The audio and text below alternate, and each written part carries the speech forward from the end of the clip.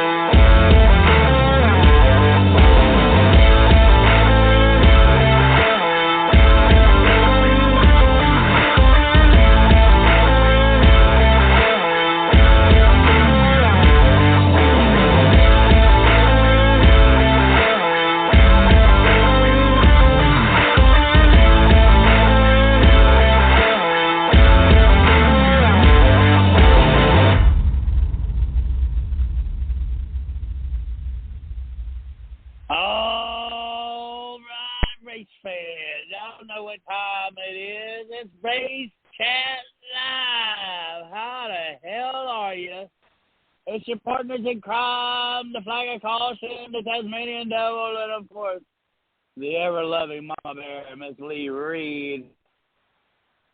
How in the heck are all of y'all doing? Glad to have you on board, man. Oh man! I mean, we called RFK to the top last week. RFK for president this week. My goodness gracious! Who would have thought? Who would have thought? Back to back. Man, what a heck of a race in Michigan. Not to spoil it. I mean, you know, honestly, it's almost like every racetrack that has been crappy for the last 10 years now seems like the most exciting tracks to go to. We talk about Atlanta. We talk about Michigan. We're talking about the mile and a half. All the good racetracks that, well, in our minds are good, those are the ones struggling to give us a decent show. I would take that outside of New Hampshire. I really enjoyed the New Hampshire show. But I can't wait to get my colleagues involved and see what they think of the who's and who's ain't. And we also have a special guest coming on tonight, former NASCAR Cup Series driver and former ARCA Championship winner, 2017 ARCA Championship winner, Austin Theriault. Did I say that right? Theriault? Theriault. Okay. I am probably the worst announcer of names in the world. There is no doubt in my mind that I did not do well in English, and I know I live next to Louisiana, but if it's Boudreaux or Brodrew, or I fail at it, and that's been one of my hardest things to accept in my racing career, in my announcing careers.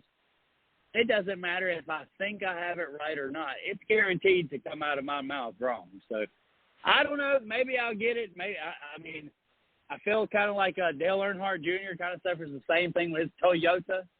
So definitely Christopher Buesher. Christopher Buescher. How about Christopher Buescher? Holy hell! When I told you that CB was the hottest driver in NASCAR, I was talking about Christopher Bell. I was not talking about Chris Buescher. But I just want you guys to see the catapult that he has done in the sports, in the sports standing, in the championship standings, being, you know, first of all, the winners. Ryan Plesko. Jeez, where is my mind at? Ricky Stenhouse is the only guy that's kind of out of character, right? He's the only winner this year that's a surprise winner. We'll leave it at that. I mean, maybe Chris Buescher's a surprise winner, but technically when you look at – he won last year, okay? So you look at the list this year, Ricky Stenhouse is the only one that kind of stands alone. Well, Chris Buescher and Brad Keselowski, even with Chris winning, he was probably, 10th, maybe 8th in points. I think does this catapult him? I think this puts him at like 6th or something in points, right? Just having the 2 wins versus 1 win, you're jumping all over those guys with 1 win, really sets you up for how far you have to fall when we start cutting drivers out. I'm having a hard time tonight, and I hope you guys are going to work with me, keeping me on track here. Don't want to disclose it. I'm having some sugar issues, but we're okay. I do want to mention, though, because I didn't get to watch a little bit of the race happened on Sunday, but when it came to the race on Monday, of course, I was at work, so I couldn't really watch it. I mean, I probably could have. If it was on Peacock, I probably could have gone away with it, but I'm not sure how the boss would have felt about it. But I had at least the radio broadcast, which this week it was through MRN. And listening to MRN during the live race coverage on Monday, and then today I got to watch the highlights of the Cup race. Let me tell you, I felt more entertained listening to MRN covering that race versus watching NBC. And I have nothing against NBC because, I mean, I feel like NBC, in a sense, does better than Fox in a lot of aspects in terms of TV coverage. But in terms of, like, the people calling the races and giving reports back to you, shoot, MRN got NBC beat. Oh, yeah, I mean, absolutely. Hands down. Oh, my God. I couldn't believe it. Like, I was literally on my lunch break listening to the race, and probably a little bit after that, and I'm sitting there, like, watching the NASCAR leaderboard on the NASCAR website and listening to MRN, and I was more entertained just by listening to the race and watching the leaderboard than watching the NBC broadcast. Shoot! It makes me think, should I have the NBC broadcast, mute the TV, and listen to MRN instead? Right. We've done that many times in our household. Right. It's the greatest thing about DVR. Yeah, no, it does. MRN does a great job. If we want to create better viewership, then we need to put these guys on the television side, because the whole experiment of putting a driver in because he understands the feel of the car better, that doesn't make for better announcing, guys. Yeah, I'm so glad, because Taz, honestly, I think that you've fallen in that category. I think you've said many times before, well, it's okay because such and such has from the cockpit of the car. That's great, but that's where we get Jeff Burton and Dale Jarrett and Steve Letarte, and it's just a different type of commentating. It's not really broadcasting. It's more of commentating. I do want to throw this in, because I've taken some college courses on this, and kind of been to some professional studios and things like that. When it comes to radio, you have to detail more and you have to report more because you're not seeing it, which is obviously understandable. In terms of TV coverage, you can see more and you can see more of what's going on, which they don't report as much. But at the same time, I feel like in motorsports, you need, if you're watching a race, you can see what's going on, but sometimes those little itty-bitty details of what's going on can also help, because when I listened to the MRN broadcast of the race, when they mentioned Bowman spun, and then during that caution, when they extended it for a few laps because they thought rain was starting to come down, which ended up not really coming down, but they were mentioning how Cliff Daniels and Kyle Larson kept on playing this, if you're going to give us the extended caution, we'll take advantage of it. We'll keep coming down pit road and keep topping off on fuel. Mm-hmm. And on NBC, you didn't really get that. Like, it was amazing because, like, at first I thought, what the hell are Larson and Cliff Daniels doing? I mean, yeah, I had Larson as a pick, but if I didn't have him as a pick, I would sit there and be like, what are they thinking? And exactly. when you sit there and you start getting the pit strategy involved, MRN explained, they did this because, it saves them on putting fuel in when they go down for a green flag stop or even a caution stop, which obviously pit stops only happen under green, and obviously it ended up paying off for Larson, and I believe Keselowski and Eric Jones are nearly on the same pit strategies too, because Buescher and Truex were 20 laps older versus guys like Larson, Jones, Brad Keselowski. I mean, Larson admitted in the interview with MRN that once the contact happened, he thinks it made the car slower, but he said other than that, it was about the same as it was before the contact when Bowman spun. But, I mean, shoot, the pit strategy became a factor. Truex almost snapped the Toyota winless streak at Michigan. Ford continued to prevail at the track. And I don't know. I personally like MRN broadcast a lot better than what I saw with NBC. All right, so I've stayed quiet long enough. If CW were to go and pick any broadcasting team of your choice, would you choose the Dale Jr. Jeff Burton show, or would you choose Dave Moody and Alex Hayden and Rusty Wallace and that group? Who would you choose? I would definitely go with the MRN team. Like Taz explained, when you're on radio, you have to be much more descriptive and detailed in the things that you're saying. I grew up. All that. I'm old, but I grew up listening to baseball on the radio. They didn't show the games on regular television, Right. And once they started televising games, I would put the TV on, but still had the radio on because I wanted my local commentators. Right. Look at, and wasn't it, I believe it was Mike Bagley that covered corners on the Chicago race from MRI? Yes.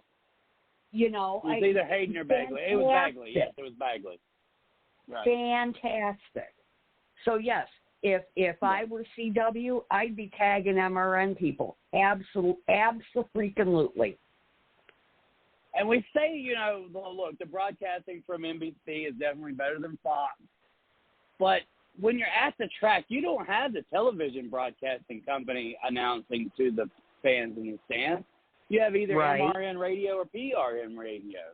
So the whole idea that the networks bring their own announcers, that may change with CW. They may lean more on the broadcasting team that NASCAR already furnishes. NASCAR furnishes the broadcasting team. They pay MRN directly and PRN directly. MRN is connected through the France family and ISC, and PRN is connected through SMI. The guy over there, SMI, right. Thank you, Miss Lee. Yeah. So, but I'm with you guys. I, for generations, have said that I prefer the broadcasting over the radio versus the television. And like you, Miss Lee, I'm old, and I can name you all the best broadcasters from our time. And the one thing about it is they're all from the radio time, right? So I am probably more lenient towards that style of announcing and that style of broadcasting than I ever have been the TV model. Because even Ken Squire and Ned Jarrett, they had their time on the radio, right? Because there was a time where TV broadcasting was actually extra.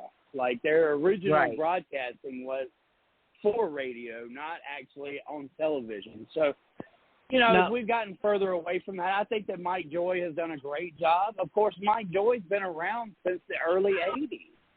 And his seat is soon to be gone. Rick Allen is the worst play-by-play announcer in the world. There's just, the guy just like, I cringe at some of the things he says sometimes, especially when he's, it's like the PA announcement about Noah Gregson, right? It was just the most cringiest 3 minutes that Rick Allen felt like he had to put in there. Like, okay, like everybody else kind of stayed away from it. I think that, that the public deserves to know what happened. But, as we're talking about broadcasters here, it just felt cringy, man.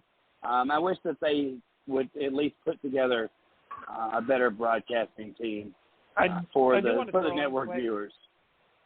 I do want to throw in before we lose us for the guest or whatever, but I have listened to PRN radio, which I believe was the last Monday night race or Monday day race that Truex ended up winning. And PRN was pretty good, but there's something about the broadcasters between PRN and MRN. MRN broadcasters literally nailed it. It made me glued to the race, even though I wasn't watching it. Yeah, no, MRN, nothing against PRN, but MRN is hands down way better. Well, and let me come to PRN's defense. There's one name that stands above the rest, and that's Doug Rice. I think that Doug Rice is amazing. He does a great job. Unfortunately, the crew from PRN was a little bit older, I think, than the crew from MRN, as we've added Alex Hayden and Mike Bagley and stuff. Mike's been around for a good 20 years or so now. But, PRN has had guys like Kyle Petty and other kind of, semi-halfway decent broadcasters, I guess, come through the fold. But Doug Rice is kind of the name for PRN, and he does the PRN weekly racing show. And Lenny Bezerski, he's another guy that really does a lot of the PRN. PRN's heavily involved in the lower series races as well. So they have wing sprints and a lot of the lower series type of racing that they still cover and stuff through PRN. So, you get what you get on either side. Both, I think, are a step above the broadcasting teams that NBC and Fox bring to the table. And it's nothing against Dale Jr. or anything else. Guys, I love him. I love Dale Jr. I love what he's doing with Dirty Mo Radio.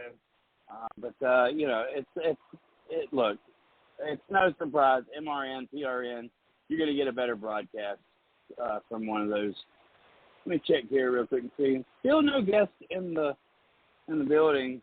I don't know if we have a contact number or what, but I do know that we have the first topic of discussion tonight, RFK. I don't know what more to really say about RFK. I do want to mention that Martin Truex Jr. was probably the fastest car at Michigan. Chris Buescher raced to win that race. He proved that he could finish a race. I think that had Buescher not had the couple of wins already under his belt, that's confidence, right? Do you guys agree how he threw the block on Truex? That was confidence. He didn't spoil his own race Truex is the one that slipped up, and if Truex hadn't slipped up, I'm not sure Buescher would have won, because Truex probably would have eventually got Buescher to slide up a little bit or something. But the first one to make a mistake was the fastest car in the field, and that was Martin Truex Jr. Martin Truex Jr. has been on another area code, guys, the last several weeks. Oh, much agreed. I am full with you. Truex was not only the fastest car on the track, but he was basically the guy to beat. Won both stages, obviously. As you mentioned, Buescher raced for the win. Truex obviously raced for the win too, but Truex was obviously the faster car. And speaking of Truex, it was announced Sunday afternoon, I think it was, Sunday evening, that Truex has signed a 1-year extension, so he's not retiring. Yeah, I mean, how could he? Like, right? I mean, did he wake up in February and think, okay, this is the year I'm going to retire? And then all of a sudden success is falling at his feet again with the win at the Coliseum and then 3 more wins since then. I mean, at what point in time did a bell go off and say, hey, though I had a disastrous year last year, this year has been quite pleasant. You can't walk away when you're beating down the wall for another championship because, look, he probably has better odds than anybody at this point in time to win the Cup championship. I'm all a proponent, though, for winning and leaving, right? I mean, the old John Elway, Peyton Manning way, go win you a Super Bowl and retire. He's not going to be able to do that. So even if he wins the championship this year, I think if he were to win that championship this year, he would kind of give us a farewell tour next year. But I personally, walking on both sides of the mouth here, don't really feel like Truex is really the farewell type of guy. So, I mean, I'm not really sure what you guys are thoughts. I know one damn thing. He is probably at the top of the Mount Everest right now as a guy who you should watch for a championship. What are your thoughts on that, Miss Lee? Well, we've talked before. We've talked before in the past about the effects that his personal life have likely had on his racing, and he's at a point in his life now where he's got a new outlook, and I think that's reflecting in his racing. So, can he contend this year? Most definitely. Will he retire? I kind of doubt it, because even if he doesn't get the championship, he's still he's riding a high right now. So I don't see him retiring. Guys, let's put this on hold real quick. Our guest has made his way into the building here. We don't want to give him any less time than he deserves. So let's go ahead and bring on in Austin Theriault. Is that how you pronounce your last name? Yes, sir. You hit it on the first try, which is what people don't normally do. So it's good to be with you tonight. Well, I tell you, I don't normally either. I am probably the world's worst announcer at pronouncing last names, but we did try before you come on. So cool that we hit it. It's great to have you on board here at Race Chat Live, the RTL gang. Of course, I've got Ms. Lee Reed here and Taz Taylor, who will join us, who will join in on the conversation as well. Also, it looks like you've got some big things coming up. Also, a former Cup Series driver, former ARCA Series winner. Tell us a little bit about yourself before we dive off in the goodies real quick, Austin. Yeah, absolutely. I had the pleasure of racing for a bunch of kind of legends in the sport, if you want to call it that. Some of them are a little older, and some of them are still racing. I guess the highlight for me would have been racing for Kenny Schrader back in 2017. I had came off of sort of a difficult injury when I was racing for Brad Keselowski in the Truck Series in 2015. I ended up fracturing my back over at Las Vegas Motor Speedway and hit a place in the wall that didn't have a safer barrier. And as you can imagine, those make a big difference. So I was coming off of that injury and didn't really have a lot of opportunities because I had to give up that seat because of the injury, and we lost a bunch of momentum. I had built a lot of momentum and a lot of we were consistently finishing better every week with Keselowski and the truck team and the 29 truck. That was the truck that Ryan Blaney moved up to the Xfinity Series the year before, and so it opened up the seat for me, and I shared it with like Brad and Joey Logano and Blaney and some of the Cup guys were coming back and racing. So to come back in 2017 and run for a championship at ARCA with Schrader was really a dream come true for me. I remember watching Schrader when I was growing up, and him and I have a lot in common. We're I felt like Schrader was a dedicated guy. He obviously loved the sport, and I knew that he wanted to finally get a championship. And some of the guys that were working for him at the time had been super loyal to him and worked for him for many, many, many years. And they all deserved a championship, and I was fortunate and grateful that we were able to walk away from that year with 7 wins. I think 3 consecutive wins, 7 wins total, and walked away with the last ARCA champion before NASCAR bought ARCA, if that makes sense. NASCAR buying ARCA, I know it's changed a lot and stuff, but I'm proud to be able to say I was the last ARCA only champion, and so that's been awesome. And after that, you guys know that racing is a pretty hard sport to stay in. Right. And sometimes it's like you go from year to year or opportunity to opportunity, and I finally had a great opportunity that came together a couple of years after that. And obviously, it wasn't necessarily with a Cup team that was running up front and had a lot of speed, but it still was an opportunity that had some consistency to it, and we were building some good relationships with sponsors and whatnot. And that kind of had another difficult break that year and ended up getting hurt again at Talladega. I think that was October of that year, and then COVID hit, and all the sky fell down for everybody that year, and a lot of people lost sponsorships and all of that. So we we actually interviewed. We interviewed the the director of competition of Rick Ware Racing, I believe, in 2019. He was the guy that was piecing all of these.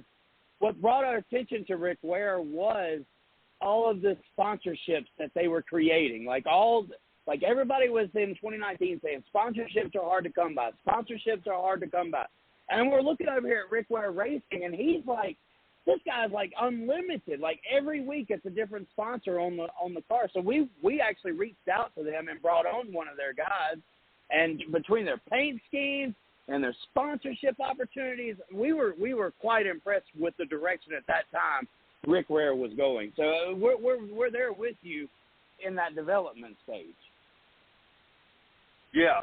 So it was a good situation, a really good platform, because you got to keep in mind there's a lot of companies that they're maybe small to medium sized companies who just want to have an opportunity to market to the NASCAR audience, but they're not like Fortune 500 companies, and they don't have a $1 billion marketing budget, but they want to have an opportunity and a chance to market. So those teams are the ones that are really a good fit for like the medium sized companies, and so that was the case for me. Coming from the state of Maine, Maine's only got 1 million people in it, so you know, as compared to like California, your size and number of companies is just not comparable. So with the relationships that I had and the people that believed in me as a driver, you know, at the national level, it just was a perfect fit. So grateful for my time there. But you know, I guess you could say there was other cards at play, and so I'm doing a bunch of different things now. Well, wait a minute. That doesn't have me behind the wheel. But that's what we were going to get to next. With your time away from the race car, is that when the political thing kind of started, or were you already in the race car when you were thinking about running for representative? How did that come about, just going from the cockpit straight into a government elected office?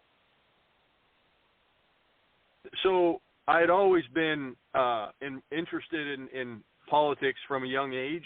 Always paying attention, you know, wanted to know what was going on, and you know, I think it's important for people to know about their government and how it works. But the minute that the racing became more serious, I really kind of turned the page from politics, because I was super focused on being successful as a professional athlete and making the most of that. But when COVID happened, obviously there was a lot that had happened, you know, across the country, and when COVID was wrapping up, I guess you could say, and people were starting to move on, it just seemed like a good time to begin getting involved again. My home state is a place that I spent quite a few years growing up, and you know, I was away for a while exploring the country and seeing all kinds of stuff, all kinds of different states, and being able to travel and see what works and what doesn't work. Gives you a really good idea, and gives you a bunch of ideas in terms of like, hey, here's what we could do in our state, in my home state. So when the opportunity came back up to run for a state legislature position, it just seemed like the right time, and I wanted to be able to give back to my small community, you know, the community that raised me and made me the person that I am, and so I jumped in with both feet, and that was 2020. Ended up winning that race with about 70% of the vote, which is, I think, a huge accomplishment. We had a lot of bipartisan support, which is hard to come by nowadays. You know, everything's so partisan. It's like you're either one or the other. But we had, you know, independents and Republicans and Democrats supporting the campaign, and now I'm a sitting legislator in the state and still involved in racing. At you know, a bunch of different levels, but not driving as much. But I do have a race coming up, so I'm excited about that. And that's where we want to take. Yes. Excuse me, sorry, Chris. And that's where we want to turn this to, Austin, is to talk about your upcoming race, the Oxford 250, and the charity that you are supporting, the Travis Mills Foundation. Go ahead and tell us all about that. So for folks that don't know the Oxford 250, think about the Snowball Derby, kind of a similar caliber race. Snowball Derby is obviously the biggest short track race in the country, but there's some crown jewel races that I think people look at, and I do feel like the Oxford 250 is one of them. Think of like Bubba Pollard coming up to run and win the Oxford 250, and he came up again and it didn't end up winning, but just goes to show you that this is something that some of the biggest short track racers across the country look at. And since it's my home state, I'm kind of biased to running that race. And I looked at the schedule and I said, you know, I just want to do one race this year. And we put a really, really good partnership together with Bar Harbor Bank and Trust, you know, a local bank here who's really heavily invested in the New England community and in Maine especially. And we said, how can we give back? We want to be able to give back. If I'm going to come out of quote retirement, I want to be able to do something good. And so we put a program together. Bar Harbor Bank and Trust is kind of the anchor partner for it. But we're going to raise a bunch of money for the Travis Mills Foundation. And the Travis Mills Foundation is a foundation that's headquartered in Maine. The leader of it and the founder of it is Travis Mills himself. He's a quadruple amputee from the Afghanistan war, lost all 4 limbs in a explosion there, and has moved on from that to live a really exciting life, an inspirational life that a lot of us can look at and say, and just be grateful that he gave his life in service, but he's still around to be an inspiration for all of us. And so we want to raise a bunch of money for him. I've already got like an anonymous donor that's committed to donating up to $50,000, assuming that I complete all the laps and finish in the top 5. So that's really exciting, and so that puts pressure on me to do that. But we're also going to the public and saying, hey, we want the regular people involved in this too. And so we're getting donations from businesses. We're getting donations from just regular people on the street who want to honor Travis and be a part of the foundation. And I have a website for that. At some point I'll be sure to mention it. But I'm really excited about that because I only want to come out of retirement if it's for a good cause. That's great. And can you tell us a little bit more about what exactly the foundation does?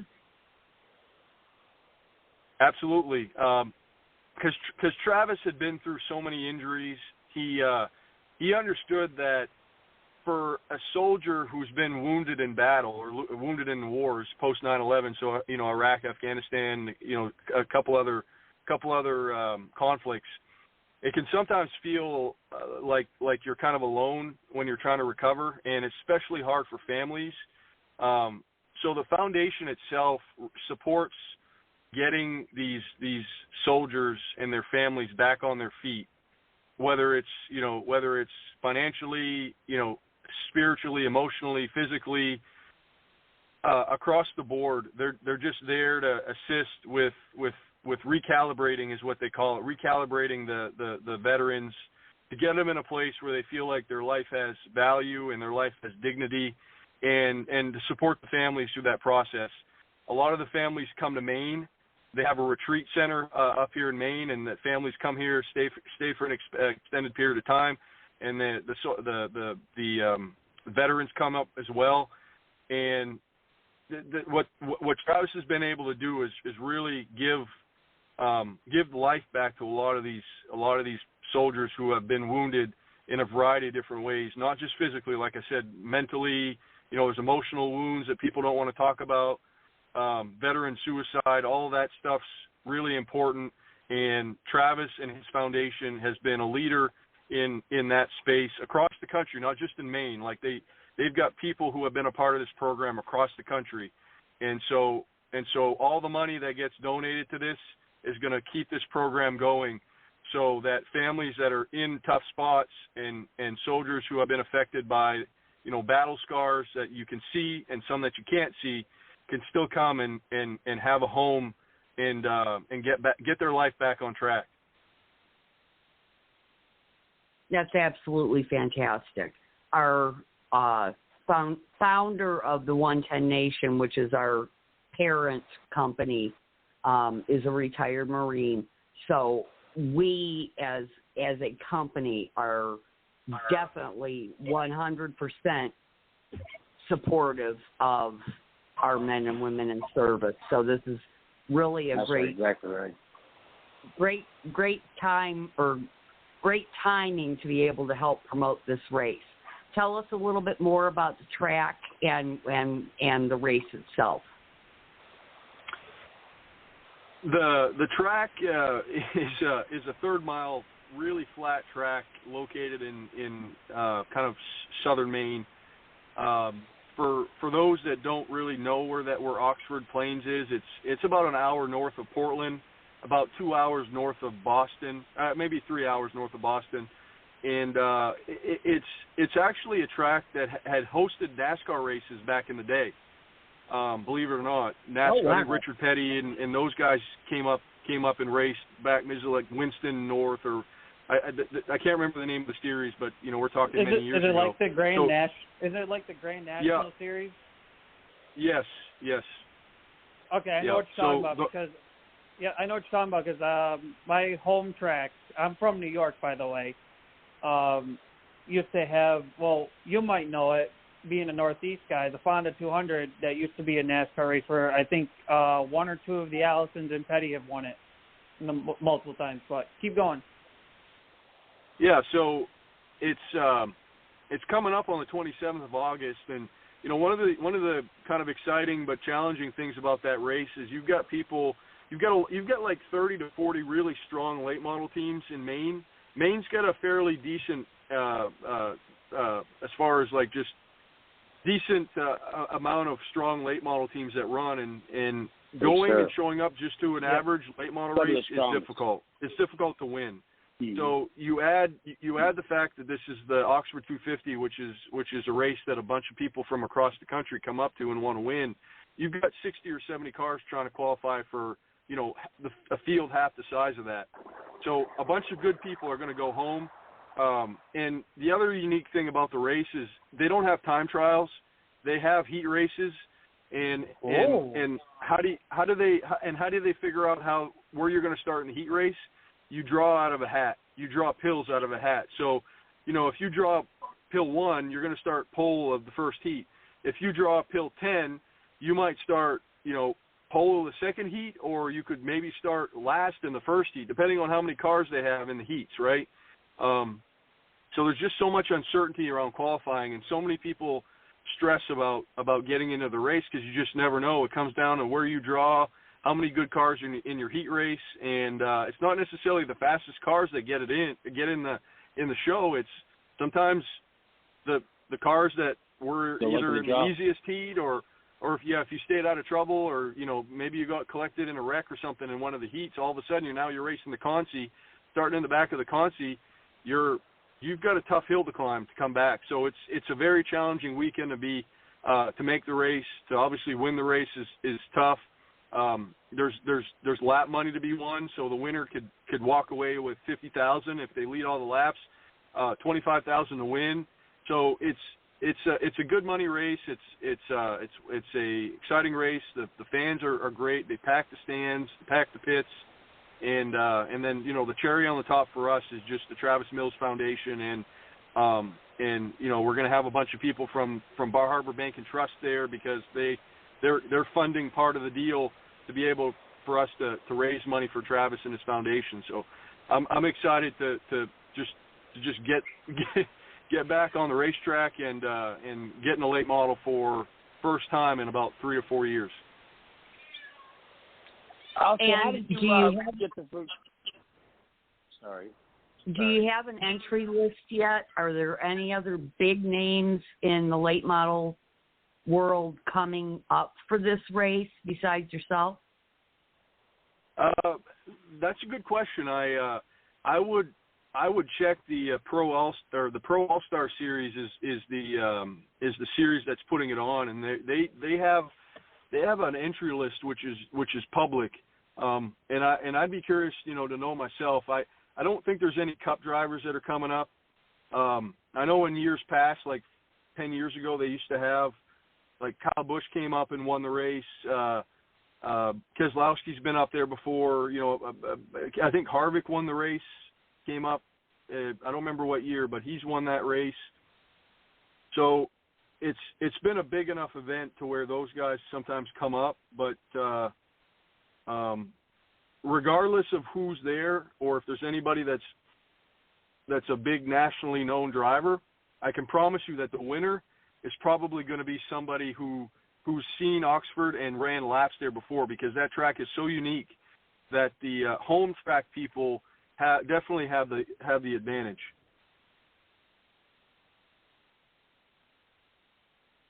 All right, very good. And just curious, how did your relationship with the Travis Mills Foundation start? The first time that I actually ran and promoted Travis's foundation was 2019, when I was doing the Cup races for Rick Ware. We had done some promotion and felt that we wanted to do the same thing that we're doing now. We wanted to showcase Travis and the work of his foundation. So, my personal relationship with him goes back several years. And since since the retreat center is actually located in Maine, and Travis and his family live up here, it's a small world, and we've stayed in touch. So it was a no-brainer for me, knowing that I was going to come back and race, that we wanted to hitch the horses back up and make another stab at raising some money for him. That's great. And I have to tell you, Rick Ware used to be a regular guest back in the day when the 110 Nation was first starting out, and he's a great guy. Yeah, he is, and he's got. Go ahead. Well, I was just saying, he's got himself involved in all kinds of different racing series now. Yeah, and I often wonder if he doesn't have himself spread a little too thin. But as a person, I can vouch that he's just a really great guy. There is another connection. He said Ken Schrader, and of course Ken Schrader was connected to kind of the creator of this show, Steve Billmeyer. It's kind of a walk down memory lane.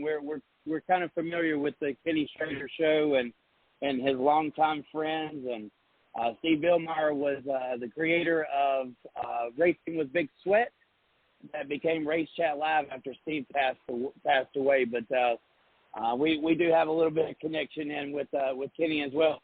To bring things back to perspective real quick, Austin, it's definitely an interesting career. You've driven for Junior Motorsports. You've driven for Brad Keselowski. You were touted as a pretty, impressive driver. If you had to go back again, did you make all the right moves and it just didn't work out? The injury, is that really what held the racing career back? I kind of feel like that may have been the beginning of where things kind of became unraveled. Yeah, it's tough to look back and it's tough to look back, but maybe easy to look back and say you didn't always make the right moves. But that's the nature of anything, any business.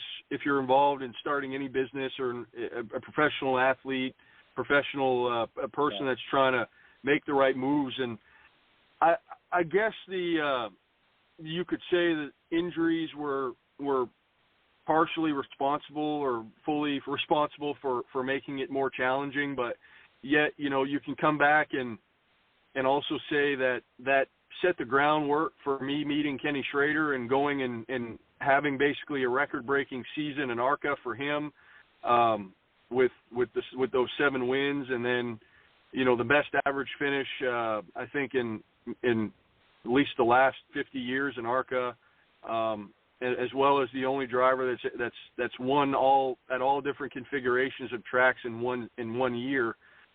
There's just a lot of great memories and great things that happened. I think when you look at how it went down, back in my final year, it would have been nice to sort of leave on your own terms, if that makes sense.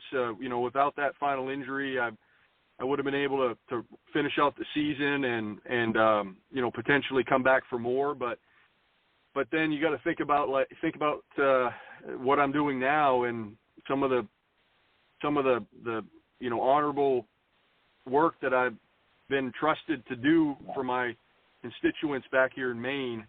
That probably wouldn't have happened either. So it's all a balance and all a give and take. So putting it in perspective, I would say it's all worked out fine, and I'm confident that however it's supposed to work out is the way it's going to work out. Well, what brings me to the follow-up question is the success of Josh Berry. I have felt for many years we've given up on young talent way too fast. Josh Berry is the perfect example of a driver that was given an opportunity in the beginning. Things just did not work out. But here's the resurgence again 10 years later and what Berry's been able to accomplish. Do you feel like you might still have a little bit of Josh Berry left in you? here's what I'll say about Josh Berry. I think he's I think he's opened up people's eyes, like you said, that our sport has trended in a direction that's moving up these drivers way too quickly, and moving them up in a place where they're not ready for they're not ready for the pressure. They're not ready for. It's not that they're not ready for the pressure. They're not ready for the opportunity, and they're not always grateful for the opportunity. And I think that sets a really troubling sort of precedent for the sport, especially that everybody realizes that the old days were the golden days, when you had the guys that were cutting their teeth at short tracks, and they didn't make their cup starts till they're 30, 35. They had built a fan base locally and regionally, and so when they came on the scene, they already had a fan base, and people were like, "Yeah, I'm rooting for that guy because he's from my state, or he's a guy that I remember watching when I was growing up." And now all of a sudden you have drivers making their cup starts, and they barely run a year of whatever. They maybe didn't even run a year of late models, or they didn't run a year of trucks. They just bounce around. And I'm not blaming those drivers. That's just the nature of where the sport's at. And sometimes I actually advise drivers to like skip around and don't waste too much time at the short track level because there's so much pressure on them to move up. But I think that's where NASCAR is going to have to step in and start to reshape the sport.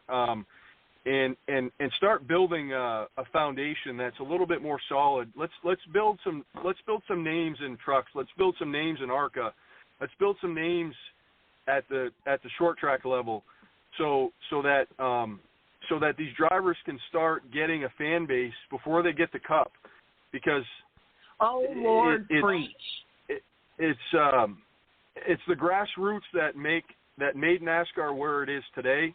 And if we tear up the grassroots just for the sake of making money at the high levels, what we're going to be left with is a sport that's not based off of talent. It's based off of money, and that's not what we want. It's certainly not. I don't think it's too far gone, is where I'm trying to get at. I think there's a bunch of different ideas on what we could do to change that, but maybe it's a balance of a lot of things. But I certainly think it's a minimum age, or at least a minimum resume or something, to where, like, you know what, if you're going to do Cup, you have to at least run a year of ARCA or a year of trucks or something, because it's just otherwise it's a house of cards, and that's not good. Austin, what does it I take to love make sure that you? What does it take to make sure that you are prepared for the Oxford 250? Being that you've been outside of the race car a little bit, how do you prepare for that race, knowing that there's so much surrounding that specific event? Well, we're going to test. We're going to go and do a test day and try a bunch of different things on the car. Luckily I've got a bunch of laps there. I probably have thousands of laps maybe at that track. So it's I'm pretty confident that I'm going to be able to get up to speed and not have an issue there. But as far as how to prepare, I guess we just got to make sure that the wheels are tight, the shocks are on tight. We don't have anything crazy mechanical that goes wrong. But no sim it comes time. down to no sim time. To be honest, I don't even know if I'm going to do any iRacing, because my iRacing stuff's broke. So I think I'm just going to jump in and just let it go. But hope the draw works out fine, and that's where I'm really hopeful, because the draw can either make or break your whole weekend. Right. And that's interesting, because the one thing that I'm completely against is boring the fan with qualifying. And I think that that's part of the problem that we could get into a million times in discussion. But fans want to see racing, and they like to see the fast guy start from the back, or they like to see their guy put into opportunities to watch him perform. So many times these days we go to a racetrack, we have qualifying, then heat races, and you're like, well, wait a minute, what are we having heat races for if we had qualified? And so it's always the fastest guy, always, all the way down the line to the feature. I like the idea of the field draw. I like the idea that maybe you have to work a little bit harder. You have to stand up on the wheel. I feel like that brings a better show. Late model racing is definitely on the rise, I feel, especially with Flow Racing and these other outlets, to be able to finally watch these types of venues. Have you found any interest in watching these late model venues as they become more popular with your spare time? The interesting thing that I think is going on in the late model world is some of the NASCAR guys are paying attention, and Harvick and those guys buying the Cars Tour, for an example, is a good sign, and that goes back to what we were just talking about, the fact that you've got people rushing through late model racing just to get Cup, and I believe Kevin and those guys are realizing that we've got to invest at the short track level if we're going to keep the sport strong, and you see money coming in, you see advertisers coming in, you see broadcasts coming in, and so I do follow it more now, and I think it's great that some of the people who benefited from the money that came into NASCAR are reinvesting at the grassroots level of the sport, and I think it's a tragedy that. And I'm not naming names because it probably we're all guilty of it, but I think it's a tragedy that the people that made the most money from the break, their break in NASCAR, have invested the least amount in the grassroots level of the sport, because that's what made them the drivers that they are. And the very least that all of us could do is invest at the grassroots level, whether it's dirt or asphalt or late models or whatever. Let's put money and resources and attention back at the short tracks, because if we don't do that, the short tracks are going to be gone, and we're just going to have a bunch of paid drivers, meaning just a bunch of drivers that are writing a big check, running Cup, and that's going to be very bad for the sport. So we've got to strike a balance. And my comparison is I grew up next to a potato field, and I picked potatoes when I was a kid.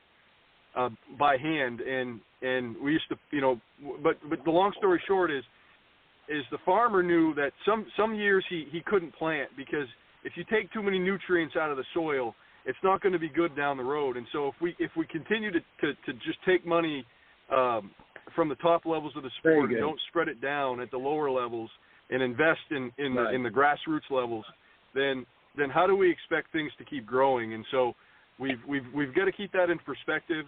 We've got to treat this like a long-term investment, and so hopefully NASCAR and the drivers and the people who have made it good and have benefited from the fans investing their hard-earned money to come watch a NASCAR race are rewarded, because we're investing in their local communities at their local short tracks and helping make names and heroes for the young kids that want to become NASCAR drivers or professional drivers themselves. Right. Up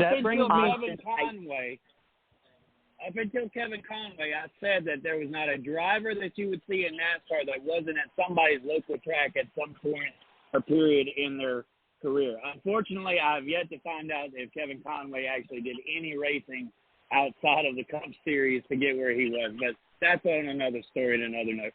Miss Lee. Now, I just wanted to say, Austin, I so totally agree with you that they're moving these drivers up way too fast. I've been preaching that for years.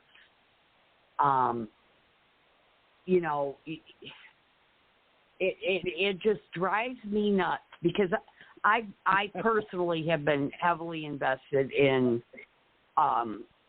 interviewing and getting to know ARCA drivers. And they're just, even before NASCAR bought ARCA, they were moving people up way too fast, in my opinion. And so I agree with you 100% there. I think that, with Harvick investing in, was it late models and things like that, there is hope there that we can start to see drivers coming up based on talent versus who can bring the sponsors. So I think I think bringing in a Harvick and that ownership group is really going to go back to what Austin was saying there, help make sure that we are getting the right drivers for these rides and not just who's got the fattest check to write. Taz Taylor, I do believe that you have a quick question for Austin before we let him go. Yeah, Austin, you mentioned something about focus on the grassroots racing, the short track style, regardless of dirt, asphalt, whatever it may be.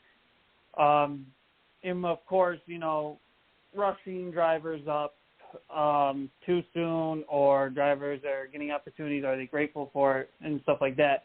Do you believe, and I'll even throw in the NASCAR weekly series deal that happens with all these local short tracks, do you believe SRX, that series there, that obviously connections with Ken Schrader and Tony Stewart, do you think they're hitting the mark of, exposing more of these short track racing deals, bringing in drivers that may have had the opportunity and also getting a second chance, or maybe drivers that never found the opportunity or taken advantage of it? I'll use Haley Deegan maybe, for example, or probably the best one I should really say is Ernie Francis Jr. and Doug Coby, to throw in a local flavor there too. That's a good question. I went to an SRX race last year with a friend. It was a dirt race, and I thought it was interesting. I thought the advantage maybe that series has is they go to some tracks where the hospitality is really cool. Like you can get right in the action if you have like a VIP ticket, or if you're you can basically buy access, and it's almost like what NASCAR used to be, if that makes sense, before it really became a little bit more commercialized. And right. The other advantage that I think SRX has is you've got some veterans who have following and have good names. They're attracting the fans that maybe stopped watching NASCAR whenever their favorite driver retired, and so it's probably a good way to keep these fans involved in the sport. That's one of the challenges that we have going for us in NASCAR, and I say us meaning like I feel included in that, because I certainly have left the driver's seat, but I still feel a passion for seeing it be successful, is how do you pass the baton on from a veteran to a rookie? And I don't think we found the answer to that. So in the meantime, keeping these drivers, some of these veterans, on the track in a really kind of fun and exciting format. The SRX races are shorter. They're not, the races are not as long, and there's just a different flow to them. I think it's a great way to keep race fans from the past involved, as well as maybe even attracting some new race fans, like you had mentioned, into motorsports, and eventually they may become NASCAR fans, or they just might be just casual fans. But either way, a new motorsports fan is better than none at all. So I'll take any series that's trying to think outside the box to create new motorsports fans is a success in my book. Now, one follow-up question would be, is there any interest of you maybe running a 6 weeks or at least a one-off for that series? That's a good question. I've never been approached about it. How about this? If I do get asked, I'll cross that bridge. But they've got to ask me first. So we'll see. I'm trying to think of what track. Maybe I could do. What do they race? Don't they race at Stafford?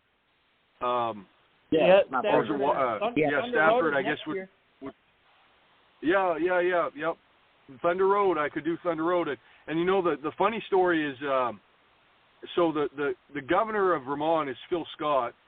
I used to race against him when I was coming up through the late model ranks. And so it was interesting. He was, I think, a state senator or state representative at the time.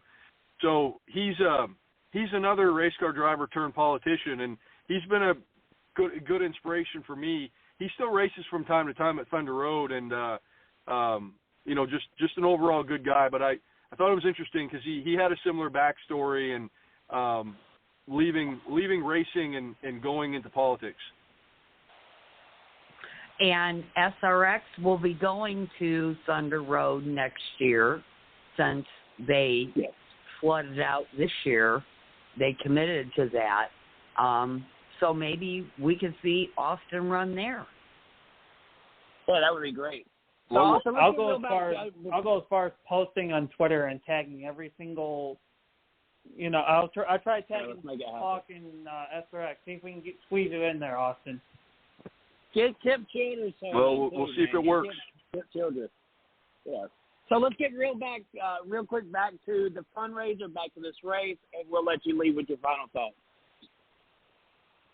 Yeah, that's a good place to end. I was going to say let's end on a positive note and kind of just follow back up with what we're doing for Travis Mills and the foundation. I'm asking, you know, anybody that believes in the cause of helping these wounded soldiers and their families get back on their feet and recalibrated, to go to my website at austinterrio.com/Oxford250 and considering donating anything, you know, small, big, to Travis. 100% of that money is going to Travis. There's a link on that page that goes directly to Travis's fundraiser link, and so there's no middleman, there's nobody collecting money, there's no pass and go.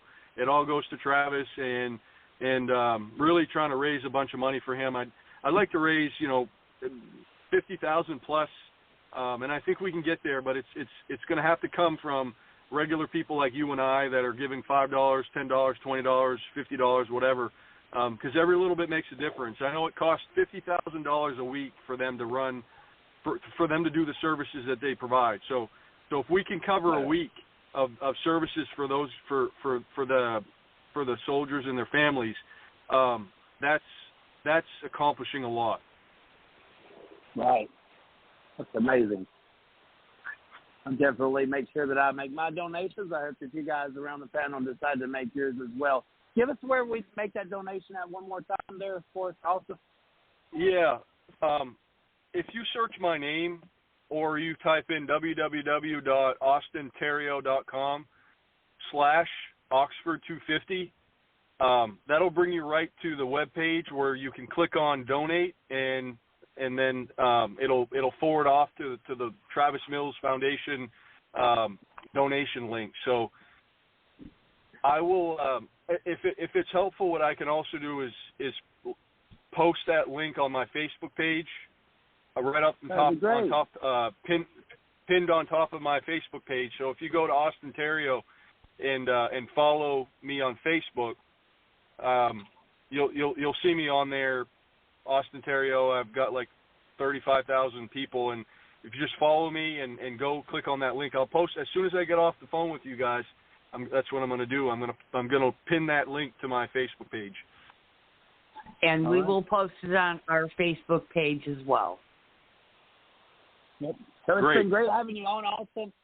We want a follow-up appointment to make sure that you had a good race and all. We'd like to touch bases with you again down the road if that's cool with you. But we appreciate you coming on board here and sharing with us the opportunity that you're having, and, of course, the foundation that you're raising money for and what that foundation is for. It's very informative, and I hope that we can do our part in helping this succeed for you. Last question. So is there any significance behind the car number of your race car for this race, or is this a borrowed car from somebody else? What is the deal with the race car that you're driving? I actually sold my late model that I had a couple of years ago, and so I'm working with a gentleman out of Vermont, Derek Ming. He's got a Dale Shaw car. And so I'm going to be racing for him and sort of his family team. Grateful for him opening up his seat for me to run. I sold all my equipment. I'm kind of getting out of it, getting out of the owning of cars and trailers and all that stuff. And it's a lot easier for me to just show up and drive, even though I enjoy working in the shop and I'm going to go help the guys work on the car and get it ready and stuff. You know, that way I don't have to worry about, you know, a trailer leaking in the wintertime and, you know, car sitting around and not being used. This car's a good car. It's got a track record, and hope we can get it back in victory lane. But thanks for having me on the show, and appreciate everything that you all are doing for racing. Keep up the good work, and we'll talk to you soon. Thank you very much. Thank you, Austin. Thank you. 2017 ARCA Series champion, the last of the actual ARCA Series. 2018 was the beginning of the NASCAR partnership with him. So he is the last one to win. He's driven for Junior Motorsports, and now he's raising money for an upcoming race at the Oxford 250. We appreciate everything that Austin brought to the table there, and we look forward to having him back on in the future. So we'll move right back on into our segment with the where we were talking about this past weekend's race. First of all, great interview, guys. Y'all did amazing. Good job. So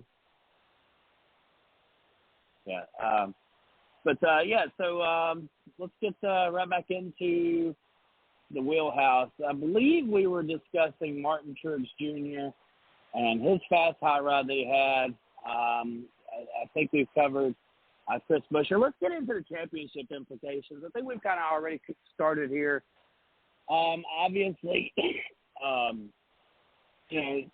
Chris Buescher winning back-to-back could make a big change in the way the standings are. I think we've seen this last year. There was Kevin Harvick. He won this race and then the next race. And it really didn't have any significant meaning towards him in a championship season. We've got 3 races to go, right? 3 races to go. Are we going to see much change here? Obviously, Theriault had a wreck. He's probably hurt himself. He's going to have to win to get in. Alex Bowman had problems as well. There's still a few guys, when you say road course, I say A.J. Allmendinger. But there is some other drivers, maybe Austin Cindric, who can race his way in. Where are we at right now in the championship standings? I'm going to start with you, Taz.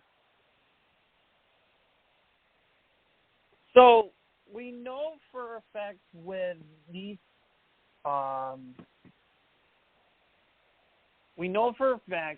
the final races coming up, obviously 16 drivers qualify for the playoffs, and we were at the point, obviously in the last couple of weeks. Well, actually, I should say, let me take a step back. Before Richmond, we were looking at the possibility of we could see more than 16 drivers win a race, which meant that if you've only won one race, you were not really safe. Then when Chris Buescher won at Richmond, the talks all of a sudden, changed. Now all of a sudden we're guaranteed 16 different winners at least, and getting 16 drivers into the playoffs. And with Buescher repeating this week, now we're guaranteeing ourselves at least one driver will get into the playoffs based on points, which I believe as we speak, right now we're looking at either Kevin Harvick or Brad Keselowski getting in on points. If we were to, say, get 15 winners to end the regular season. At the moment right now, we're looking at Harvick. Harvick is basically Harvick right now sits with 663 points, which according to the current playoff standings, that's good for plus 180 above the cut line. Keselowski is just under is at 168, so he's about 12. So he's 12 points back behind Harvick. So if you want to go further back, you have Bubba Wallace, who is a plus 58. So, I mean, really, we're looking ideally right at Harvick or Brad Keselowski. If neither one of these two drivers get into the playoffs with a win in these next three races, one of those two are going to be getting in off points. And as for everybody else, everybody's basically in a win-you're-in scenario, but and it's not looking good for guys that we normally would see in the playoffs that are on the outside looking in. And to name a couple, the two that stick out the most is Alex Bowman and Chase Elliott. I was just going to say, you got to mention the elephant in the room, Chase the Face. He is in a must-win situation. So what's NASCAR going to do to help that out?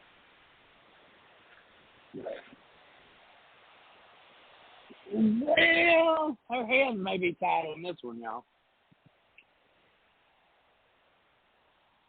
Call me a conspiracy theorist. Well, he's just not running well.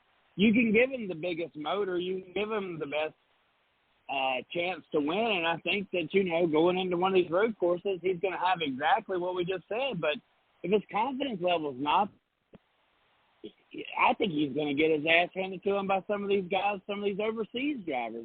There's no way that I feel Chase Elliott is the number one or number two guy on the road course rolling up into what we've known in the past has been favorable for this driver, for Chase Elliott.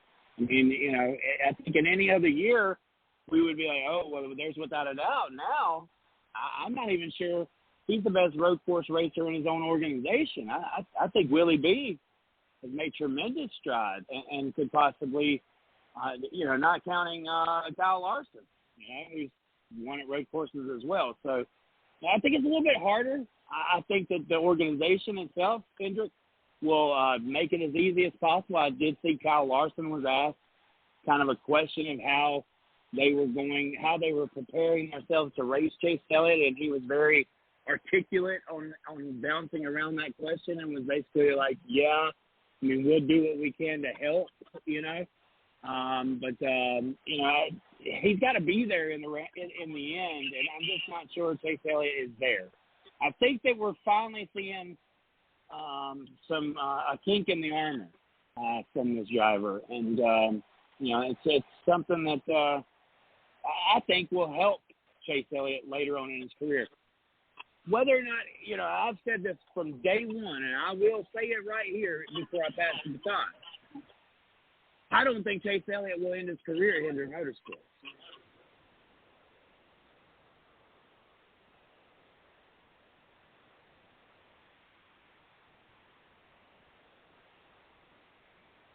Okay, dead air. I didn't mean to surprise everybody. Dead air? No, say that again, Chris. I don't think Chase Elliott's going to finish his career at Hendrick Motorsports. I think that he's going to get you're not giving me the best equipment. It's not going to be me. It's going to be you. That's Chase. And that's why he's suffering right now. Because it's not me, it's you. You're the problem, not me. But we know that Chase is having some serious issues behind the wheel, and I think it's confidence. This kid has had everything given to him up until Kyle Larson being signed into Hendrick Motorsports. We didn't know that Jimmy Johnson was going to be better than Jeff Gordon. We didn't even know who the hell Jimmy Johnson was. It didn't take long for us to find out. But we knew Kyle Larson was a badass. You brought him into an organization that Chase Elliott felt that he was the Grand Master. He was the baton. Like, he was the guy. He was the network. And then you brought in Larson, and he's never recovered from that, y'all. And so this injury is only propelled this injury to be even worse. You really think that Chase is the redheaded stepchild at Hendrick? No, I feel like in his mind he will be, though. In his mind he will be. because it's not me, it's you. And I feel like that's the type of attitude Chase Elliott has. It's not me, it's you. I'm not the problem, you're the problem. And as long as he looks through those rose-colored glasses, he's not going to figure it out that he has to change himself to be a better race car driver. This is similar to Dale Jr. Dale Jr. had a moment of reckoning where he had to ask himself, am I as good as I think I was? Because I sucked for a long time. And I think that this is that moment. And will Chase be able to overcome? I believe so. I believe he has enough talent and enough thick skin to overcome this. But it's going to be challenging for the next couple of years to see how he handles the pressure, knowing he's not the best driver in his own garage. I brought this to the table 2 years ago when Kyle Larson was winning all those races. I know, Taz Taylor, you remember that. I know you remember that, Miss Lee. Well, this is 2 years later, and there's been a lot of kinks in the armor. There's been a lot of coming to Jesus. Who's won a championship? Larson. Who's the hottest driver in the Hendrick garage right now? Byron. None of this points to Chase Elliott. That's got to beat his soul in half. He's NASCAR's most liked driver. And he's following a similar course as Dale Earnhardt, though. Dale Earnhardt Jr. I may be loud and obnoxious, but I'm telling you, Chase is this is more than a leg injury. This is a confidence factor. Well, I think he would have had a good run at Michigan had, his spin not happened. Because it seemed like early on he really was, trying to push the factor, trying to grab as many points as possible. I'm sure he knew he was not the fastest driver at Michigan, but he knew the situation he was in, which was basically, I have to win to get in, but at the same time, I have to try to gain as many points as possible, being that I've missed, so many races. And it really showed, and now, the pressure is really getting on, not only in the fact of the sense of that he's not number one at Hendrick, because right now he's probably number 3, being Larson and Byron are 1 and 2. And we can make the argument of who's really number 1 and who's really number 2. That can really go either way between Byron or Larson right now. But with Elliott right now, it's seeming like he's number 3, and he's got the pressure of that. He could be, as to Chris has mentioned, but now he's under the pressure of he may not be able to make the playoffs. And as much as we can sit here and say NASCAR is going to find a way to make it work, what if there's a way NASCAR can't? At that point, Chase Elliott's gonna live under the pressure of, oh shiznit, I'm not in the playoffs. What do I do? Right. That just builds more pressure into the following season. I think that Dale Jr. had a cheated car in 2001 in July. I think that Dale knew that he had a cheated car, and that kind of gave him the confidence there at the end to be able to pass everybody for the win. He said it, a few times thereafter. Dale Jarrett has made a couple of comments as well that, that people just really wasn't racing Jr. that hard for the win. And then you go to the 2011, I think it was at Daytona when he was in the number 3 car in the Xfinity Series. You know as well as I do that car had everything in it that it needed to win, but it took the driver to put it there to get the win. And so it's going to take. I'm not saying I don't really know if I think NASCAR is going to come in and try to make it a better path for Chase Elliott, but given certain cautions and whatnot, I do feel like they'll fall in favor of Chase any way possible because he is the face of the racing series. Though I think we have so many other characters now that we can involve as being the true face, Watermelon Man, My Amigo, We're actually getting nicknames again in the sport, guys. I mean, we're literally getting nicknames again. And so I'm not sure if Chase would be at the top of the board for those. As a matter of fact, it will be the greatest day in NASCAR history when Chase Elliott doesn't win the most popular driver award. And I really feel like if everybody decided just to vote for Kyle Busch, even though they don't like him, that would help kind of really just kick Chase Elliott out of the racing series. I think he'd go retire if he lost to Kyle Busch as the most popular driver. Honestly, this year, I think Kyle Busch has been more popular than Chase Elliott. So if Chase Elliott somehow wins the most popular driver award at the end of the year, I'm going to feel like it's rigged because, nobody's booing the bow. So if you're not booing the bow, then you must be a fan. And Kyle Busch has turned all these boos into cheers. He's got to be the most popular driver in racing right now. But back to the chase, I think that we've spent more time than we should even talking about this guy. As I said before, he may be the third best driver in his organization. Does it work good for NASCAR if Chase wins at either Indy or Watkins Glen? Absolutely. Does it tarnish the others and their chances for a championship? Absolutely.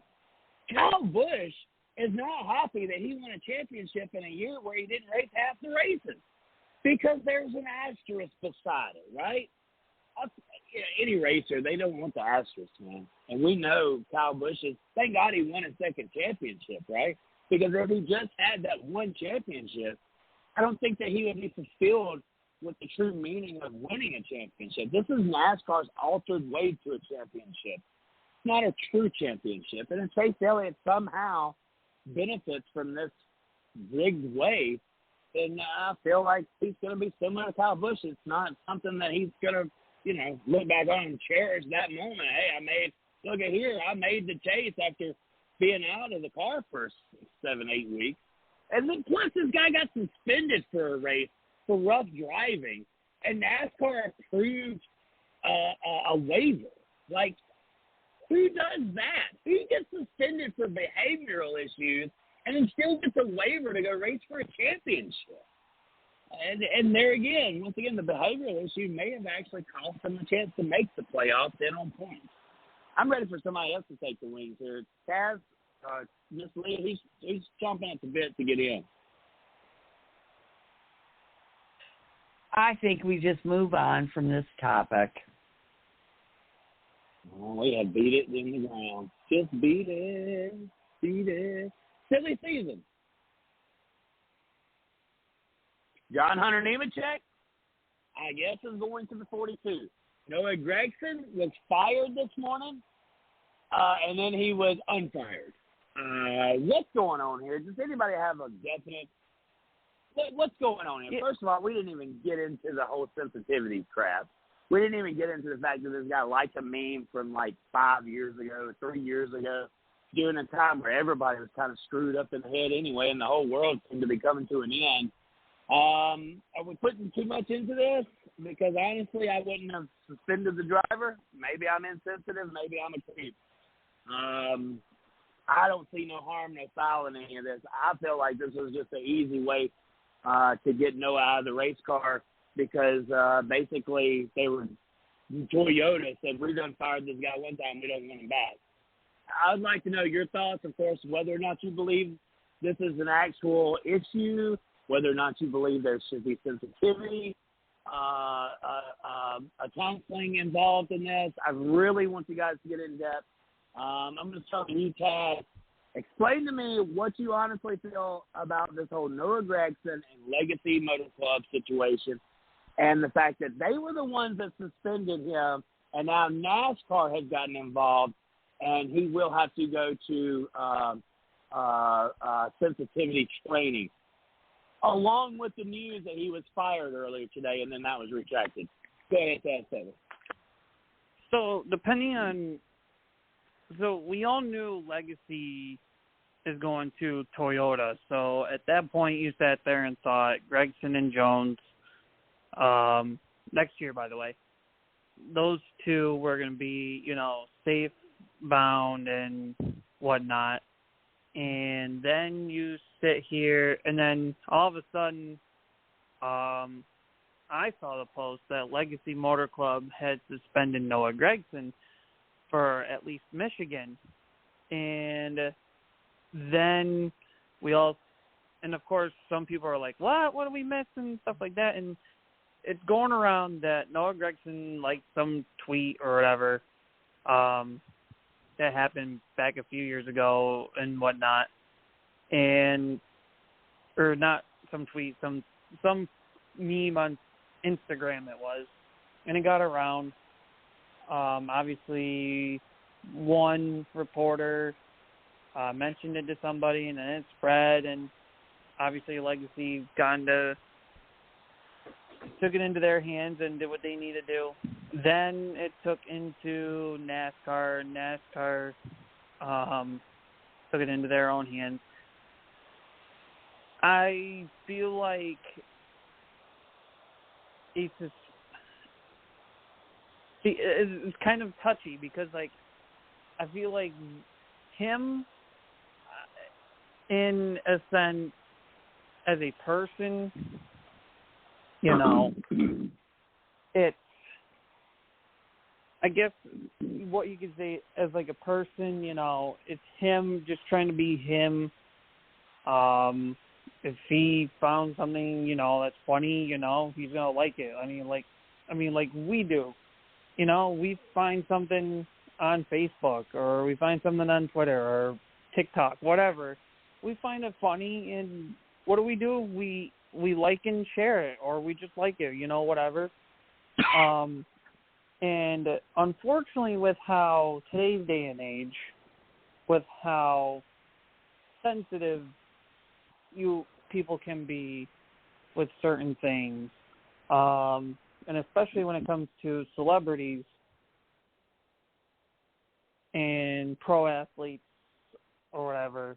We saw what happened with Larson, and Gragson, unfortunately, has now fallen into suit with that.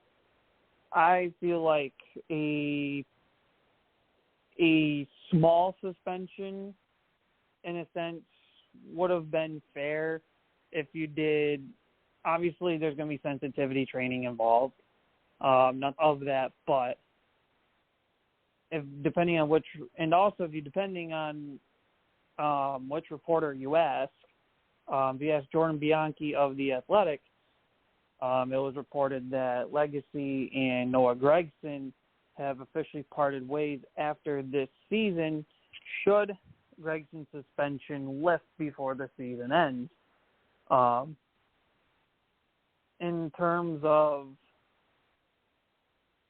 if you ask Jim Utter, I'm trying to remember where he's from, he puts out that that Legacy and Gragson have not parted ways. Kind of like, is he really let go? Is he really not? I don't know. But of course, we all knew the speculation. Once we heard the news that Toyota basically didn't want Gragson because they want John Hunter Nemechek up there, we all knew someday, sometime, Gragson was going to get the door, or the boot, I should say, and insert John Hunter Nemechek. It was just a matter of time, Obviously, nothing's been officially announced yet in terms of who's taking over the 42, and even if Gragson is staying in the 42. Because there's not a lot of the same story in terms of that deal. All right. I'm calling BS on this whole situation. And again, call me a conspiracy theorist, but I agree with the idea that Toyota didn't want Gragson, so they sent somebody hunting for something, anything, to pin him on. And I'm going to go there And I'm going to say this PC society that we live in today is over the top. When you cannot say what you believe without having to check yourself, amen, because of sponsors or worrying about losing your job, it doesn't matter who you are, what field you are in. You have a First Amendment right. And I know this is not a political show, but when our First Amendment rights are being trampled on in such overt ways, we have a problem as a society, as America. As far as the racing goes, I totally agree with the idea that Toyota didn't want Gregson, so they went and they found something. Right. Some way to get rid of him. Now, right. Given the precedent of Kyle Larson's issue, Noah will do quote-unquote sensitivity training, and he's going to come back just like Larson did. And that's the end of my rant.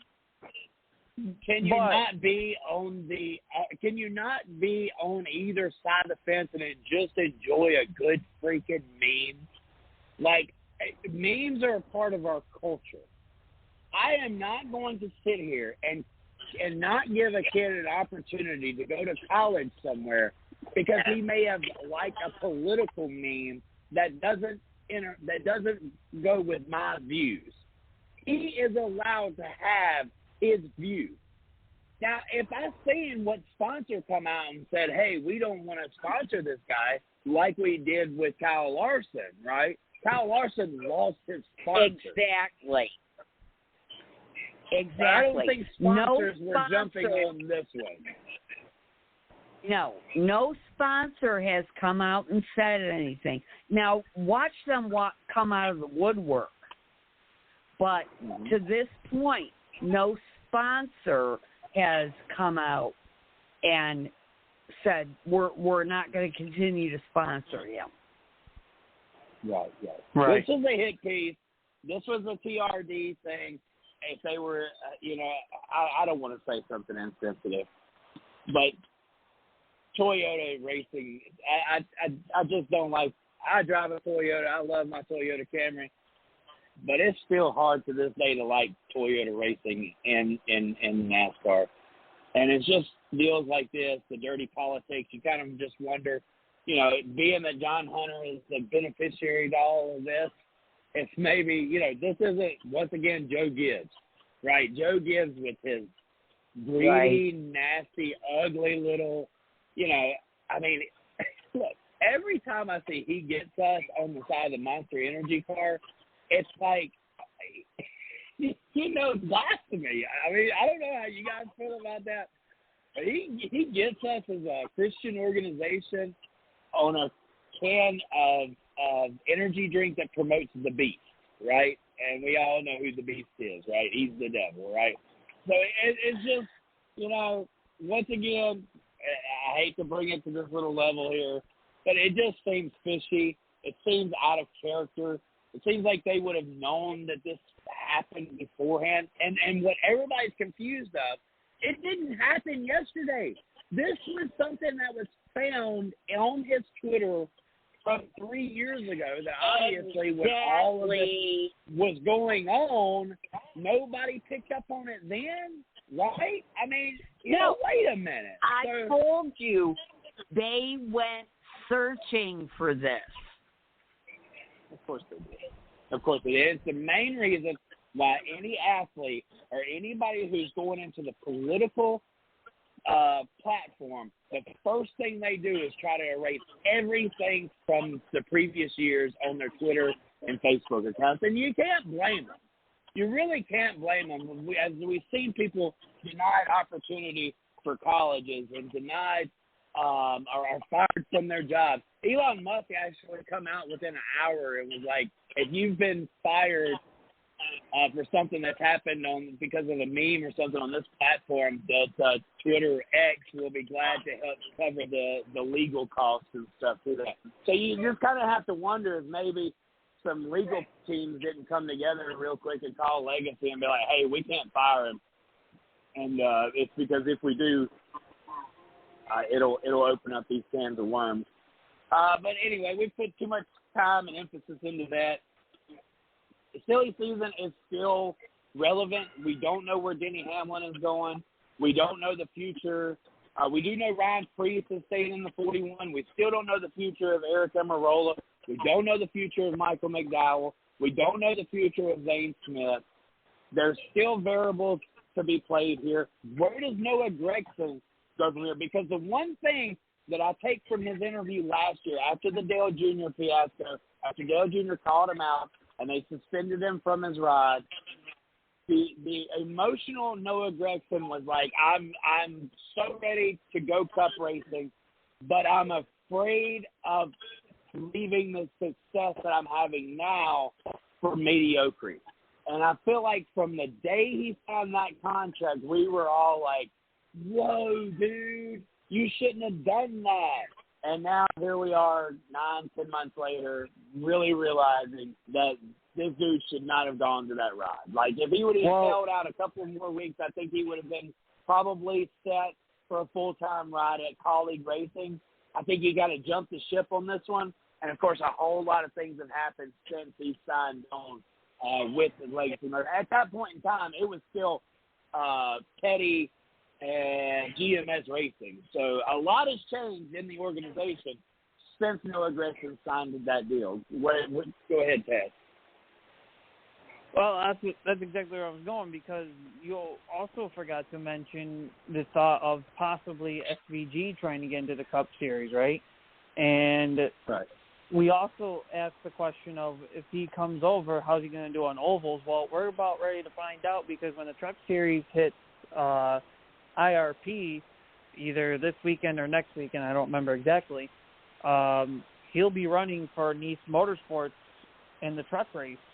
So we'll see how he'll be able to do. But, again, this comes down to, I think, Colleague right now, because of Justin Haley out, they have an open car. And obviously we can sit here and say, well, Gragson, because he's worked with Colleague before in the past and stuff like that, so it would make perfect sense, and Chevy would be able to keep Gragson. Now, the only other question raises is that if and only if SVG does somehow get signed to a Cup Series ride, where is he going to go? Right now with Supercars, he's with Chevy, so you have to think Chevy teams, right? And, of course, there's the Spire option.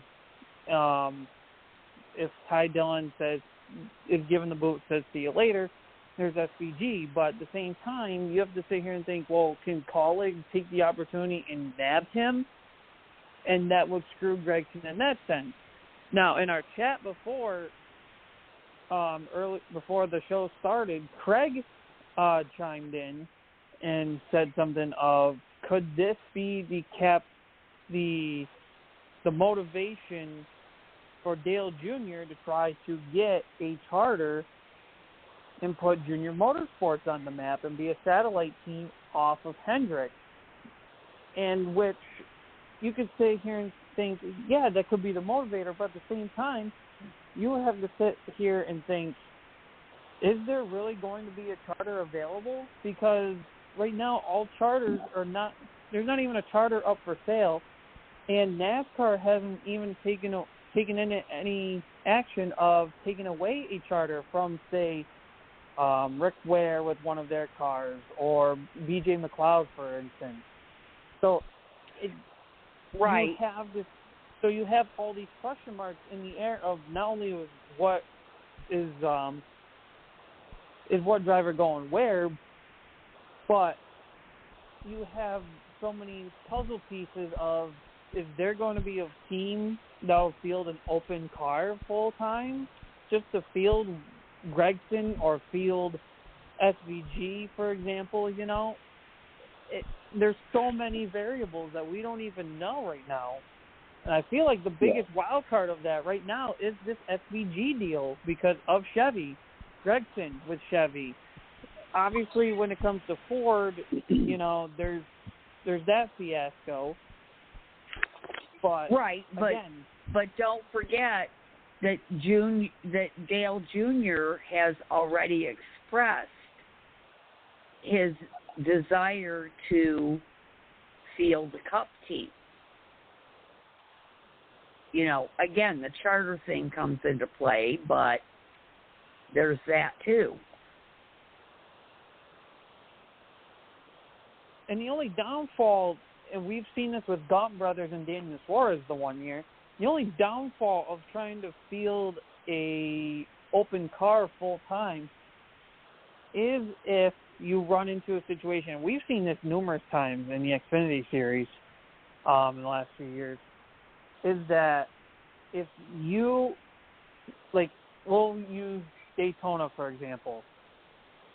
If you fail to qualify for the 500 and there's more than 40 cars, which in the last number of years there has been,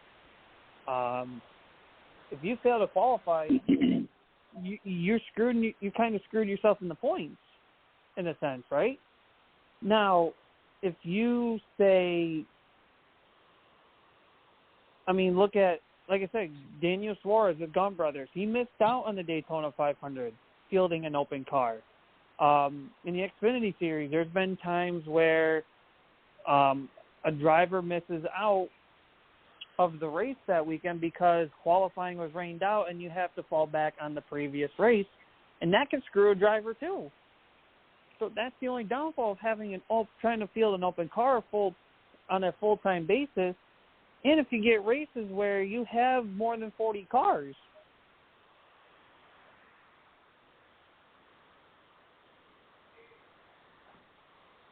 Yeah. I don't have an answer to that one.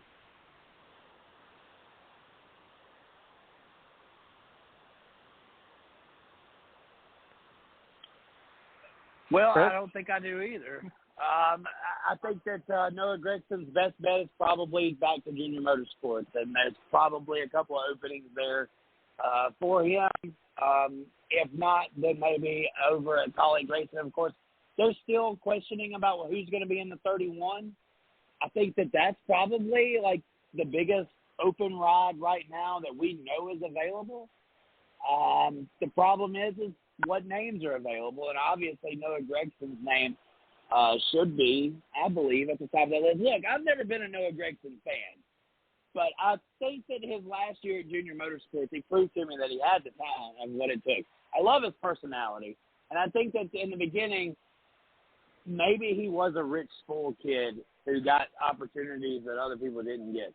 But since then, he's had to go through life, and it's been a roller coaster for him.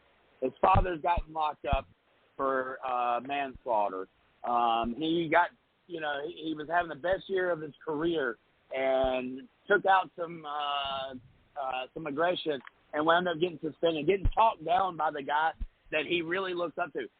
I don't know if it was Noah's relationship with Dale or Noah's relationship with Kelly that was the strongest. I feel like Kelly was the real connection to Noah Gregson at the time.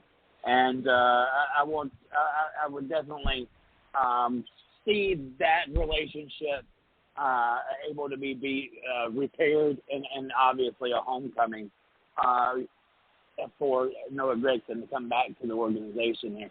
We're running short on time. Of course, we had an SRX series segment that we needed to get into, but dealing with the crunch of time and having the interview on, I think that we're just going to have to skip that. Taz, I think that we should probably use these last few minutes to get some hot picks out for this upcoming Indy event. You want to take over from here, sir? Hey, Yes. and look, if you want to say something about the SRX, I know that you probably have something that you wanted to go to with that. Let's go ahead and get that in real quick, and then if you can kind of hurry and give us the top 3 contenders, pretenders, and whatnot, we'll kind of close out the show with that. Yeah, quick SRX update. Obviously, Paul Tracy is out for the rest of the season, hence why Johnny Benson Jr. was racing at Berlin this past week. This week and next week, SRX hit the 2 and only dirt tracks of the season to wrap things up. This week at Eldora, Chase Briscoe will be piloting the empty ride. And then next week, it's been announced yesterday that Jonathan Davenport will be piloting an SRX machine at Lucas Oil Speedway in Missouri to finish this season. Right now, Ryan Newman continues to lead the SRX point standings. Kyle Busch goes back-to-back. I believe he's the first driver since Tony Stewart of season 1 to win back-to-back races. And he along with Chase Elliott are the only 2 drivers that I can remember to date, are the only 2 drivers that have gone 2-for-2 in their SRX series debut, or however you want to word it. And Kyle Busch has mentioned he wants to run more SRX races in the future if his schedule works out. Obviously, he's got Trucks Cup plus his racing with Brexton, But anyways, hot picks for Indianapolis, the road course instead of the oval like it should be. But hey, I'm just going along for the ride. Anyways, my favorites this week, I am looking at A.J. Allmendinger, Tyler Reddick, and Kyle Larson. As for contenders, I am looking at Austin Cindric, Chris Buescher, and Chase Elliott.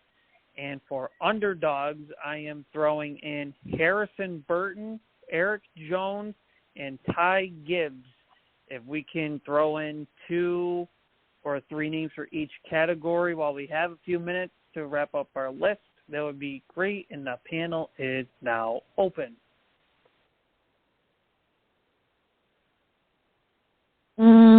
Right. Can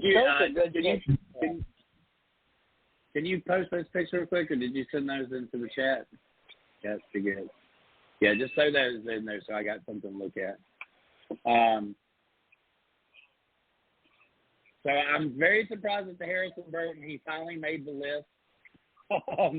I don't know what substance he has on the reason why he would be an underdog other than maybe Penske. Hold on, Chris. Last year he finished 3rd in this race. Very interesting. Taylor's done his homework. All right, so 3rd. That's probably his best career finish.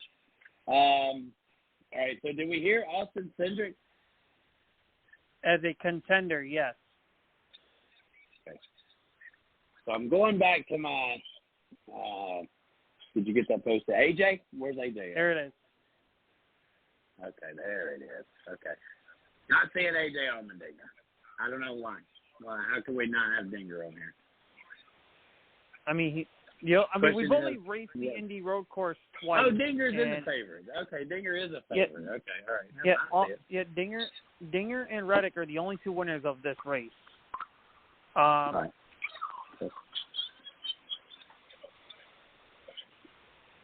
So Dinger's a past winner. What about McDowell? You see, I was going to throw his name in there, but I didn't know where to throw, and so I left his name off the list for good reason, because I knew his name was going to come up, and I wanted to see how you guys felt about it, because I could throw him in underdogs, but at the same time, he's got this niche for road courses. So it was like, do I throw him in underdog or do I throw him in contender list? Definitely underdog, for sure. That's where Michael McDowell belongs most of the time. It's hard to give him much more credit when you've got other guys that are in, of course, superior equipment. Ty Gibbs comes to name, Christopher Bell, of course. So definitely we could squeeze McDowell over there. And also, I think by surprise, Todd Gillian is a pretty good road racer as well. But I said Ty Gibbs. And I think Ty Gibbs is one of those guys that we've been waiting on to see kind of, we've been quiet about him. And his name's kind of gotten mentioned the last couple of weeks. Could we put much substance into the fact that maybe Ty Gibbs actually comes out of this race really competitive?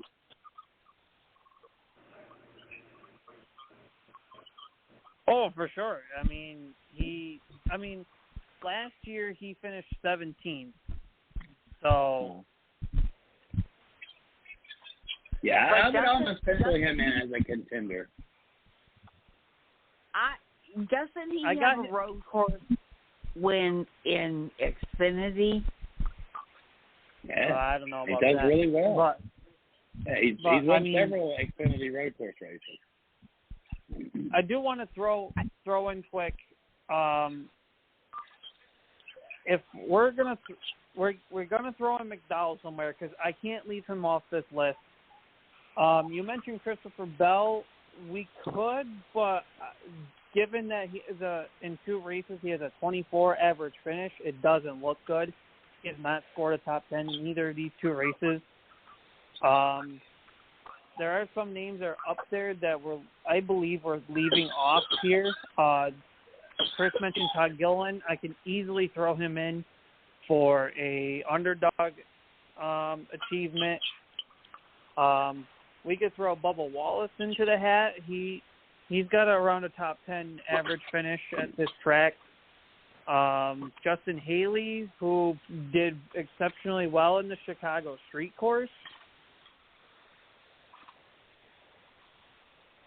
I believe Denny Hamlin is an easy favorite to throw in. Maybe Martin Truex Jr. as well, being that I remember Hamlin was basically. Truex is feeling hot right now, and Hamlin, on the other hand, I believe at one point could have won the Indy road course race the first year it was held, but ended up going to A.J. Allmendinger. I'm trying to think. I think there was an incident that Hamlin was involved in that costed him.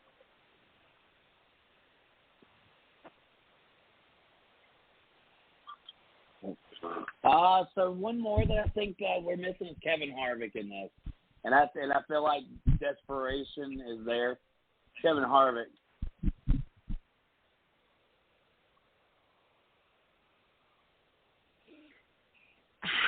I could see him as a contender. Or not a contender, an underdog. Yeah, that's where I'm feeling on this one.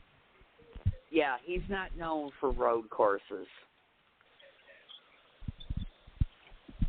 As of right now, I'm looking at this list, and we threw in Hamlin, we threw in Truex for the favorites, we threw in Todd Gilliland, we've now thrown in Kevin Harvick on the underdogs. We've thrown in Michael McDowell as a contender that could either way go arguable underdog or contender either way. We could throw in one more contender if we wanted to, and I've mentioned his name already. There's the Bubba Wallace factor. There's also a Joey Logano factor, although his average finish doesn't entirely add up to make that happen.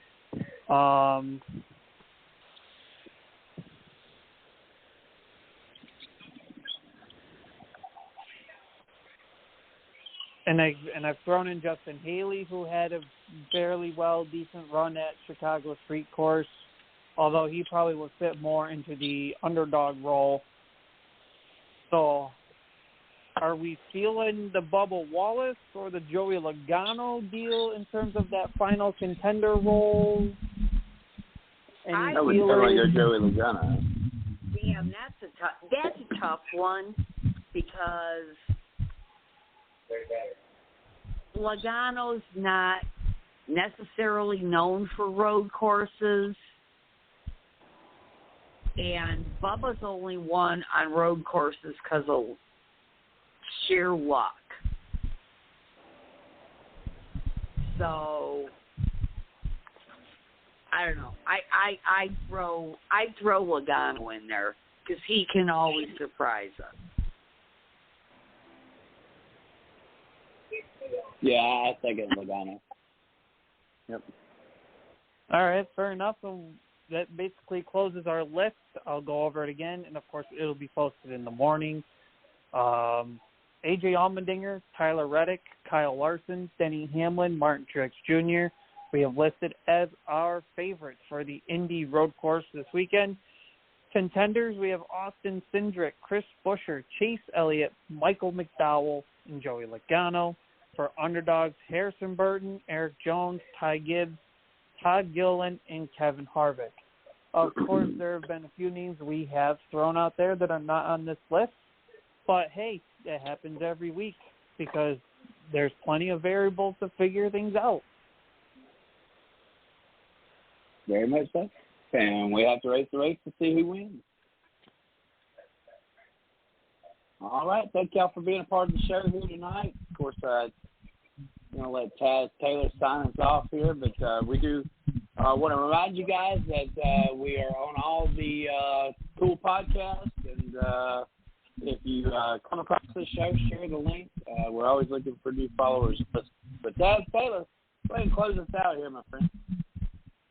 All right. Thank you, everyone, for listening along to Race Chat Live here on Tuesday night. We want to thank Austin Theriault for coming on to the show earlier tonight for a wonderful interview to talk about his event and what's going on over in Maine. Be sure to listen to us on any forms of podcasts if you ever miss our live shows, such as Blog Talk Radio, iHeartRadio, Spotify, Apple Podcasts, Spreaker, RSS Feed, Google Podcasts, Stitcher, GeoSavin Podcast Addict, Deezer, Podchaser, and on YouTube. Thank you to our sponsors that make the 110 Nation roll.